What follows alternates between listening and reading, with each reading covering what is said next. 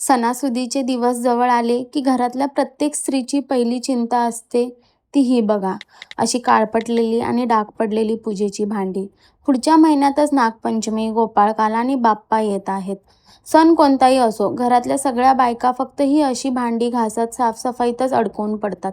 पण या घाईत बायकांचे हात पितांबरीने खरखरीत होतात, चुरचुरतात आणि शेवटी सणाचा खरा आनंद घ्यायला वेळच मिळत नाही.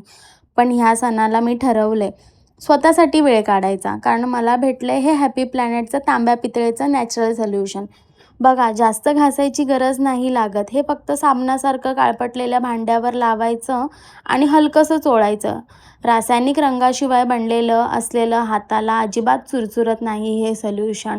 फक्त 10 ते 15 मिनिटातच आपली जुनी काळपटलेली भांडी अशी नव्यासारखी दिसायला लागतात आणि चमकायला देखील लागतात.